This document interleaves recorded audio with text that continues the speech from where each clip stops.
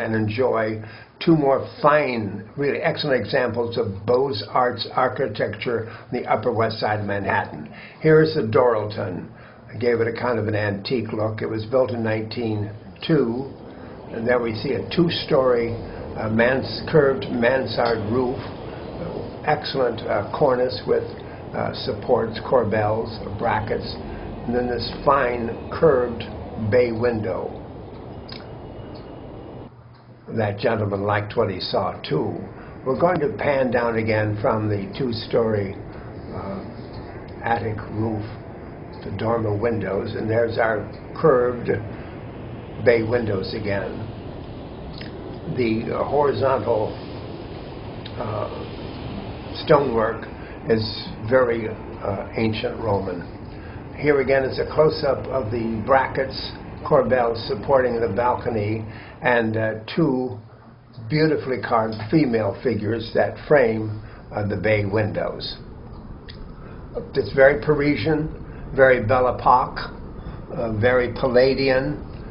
All these influences give us this rich look that any of these buildings, if we put them in Monte Carlo, or even in Paris on the Champs-Élysées, they would fit right in, because all the architects who attended the École des Beaux Arts in Paris had these Parisian influences.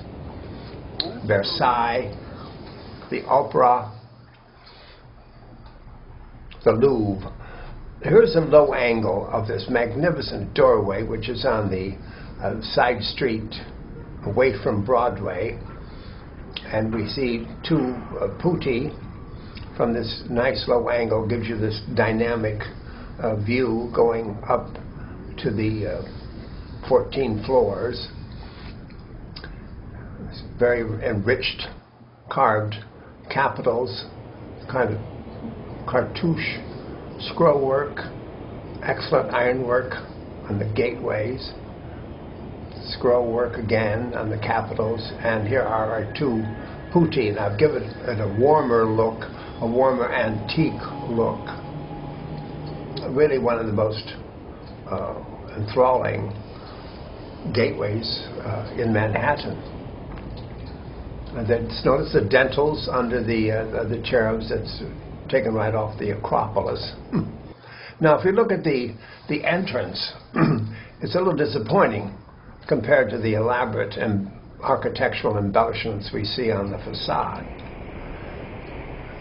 Here again, we're going to pan slowly from our wonderful gateway portal.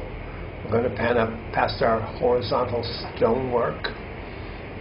Notice the railings, window railings, and here's a wonderful support ledge with the bracketing.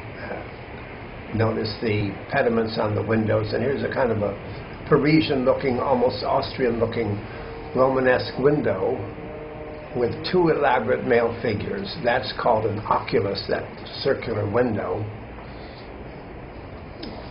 The two male figures are called Persians. If they're female figures that support a heavy roof, they're called caryatids. Male figures are called Persians. Now we're going to pan down. This is the corner of 71st Street and Broadway, and we're going to pan back over to a slightly different angle to our gateway. Just enjoy now the wonderful decorations, embellishments on the facade facing Broadway and 71st Street. Here again are the two male figures supporting that curvilinear balcony. Now we're going to go across the street to the famous Ansonia. When it was built in 1902, it was considered the largest hotel in the world. Not so now. But here again, we're going to simply observe this fine grandeur of the detailing in the building, starting with that parapet, the railing on it. It's a visual delight. It's a visual delight, all of these buildings we're showing you. very Baroque, very Roman influenced, Palladian influences, and very Parisian. Again, we'll make that statement. I'm going to pan up again to this, see this wonderful detailing. Here again, we could drop this on the Champs-Élysées and it would fit right in. Or next to the gambling casino in Monte Carlo. I always thought of that in reference to this building. Look at that wonderful detailing. Now for a close-up of one of the pediments. Here's the curved pediment. Wonderful scroll work inside, wonderful corbel supports. And now we're going to move toward a panel with these magnificent masks. Here we have two of them framing the window, tiny Doric columns. They're so realistic I gave them a little movement.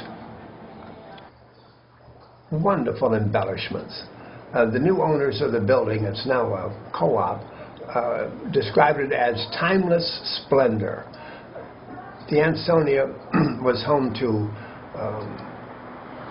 the Babe, Caruso, Rachmaninoff, and other famous celebrities.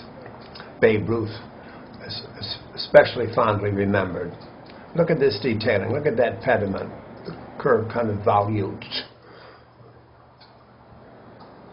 motif. Here's the entrance, again a little disappointing, as was the Dorilton. Now on the south side of the building we find more masks. Here it's framing a railinged window just under the overhang there.